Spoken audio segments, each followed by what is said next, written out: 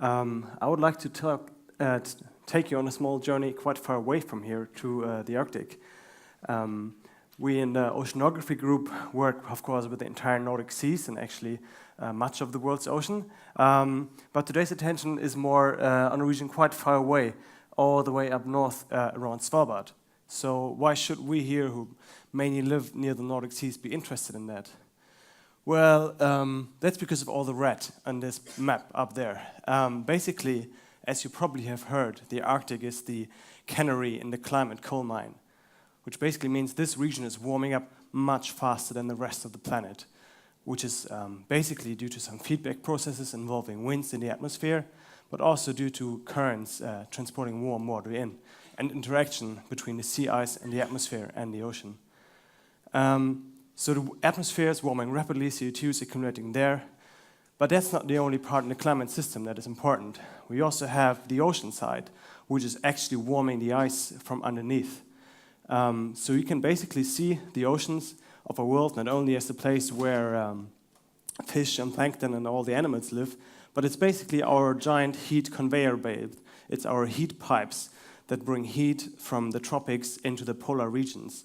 Because everyone who probably burned himself on a cup of hot tea knows that water is really good in keeping and transporting heat compared to air. So in the ocean, this heat basically is transported with currents, and in the North Atlantic, we all probably know the Gulf Stream or the Norwegian Atlantic Current transports most of the heat from low latitudes to us in Norway, and eventually ends up in Norway, around Svalbard. So around half of this water and heat and carbon that goes with this current is going through the Barents Sea, and another half goes around Svalbard. And the actual pathways this water and heat takes is really quite important to determine the fate and how it's modified in its way to the Arctic, and if it actually has enough potential to melt the sea ice and change the ecosystem. So we really want to know which pathways does this heat, carbon, and all the biological material in this current take.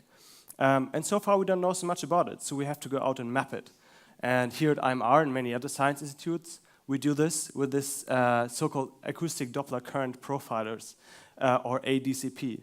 I guess the echo sounder and acoustics people here know it as this device that always makes annoying noise and streaks in your echograms. So you probably always want to turn it off. But it's really quite useful for us oceanographers, because we would like to profile the currents underneath the ship, which is basically what this device does with sending out these 4 beams that then give us a backscatter signal, and we calculate or basically the instrument does it nowadays, of course, calculate the Doppler offset of its high or low frequency, and then we know the current profile. And then we have a lot of data and do a lot of number crunching, and then we get nice images and animations like this. So here you can see the average flow patterns around Svalbard based on 11 surveys. And what you can interestingly see quite well is you have this really strong boundary current along the slope of west of Svalbard, which is the well-known West Spitsbergen current. You can see that there's quite a lot of basically chaos and discontinuities around Svalbard, which basically show that there's a lot of eddy activity and recirculation west of Svalbard. But where it gets really interesting is to the north of Svalbard. You can see that the Atlantic water and the current basically splits off into several branches and then reunites again in the north of Svalbard.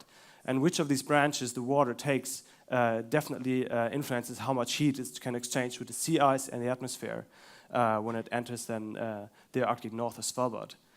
But what's also quite interesting is that some of this Atlantic water actually enters these trenches on the Svalbard shelf, such as Hinlopen Trench and Strait, and many other trench systems along the way. So there's a lot of mixing in some of these branches. And running further statistics, we can then actually determine 3 distinct pathways this Atlantic water, carbon, but also biomass that's transported by this current takes.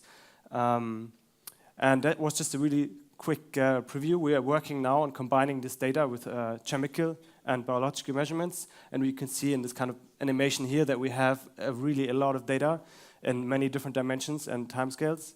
So we're running, we're currently working with crunching all of these numbers. Thanks for the attention, and the oceanography group is, I'm thanking them as well. Yeah.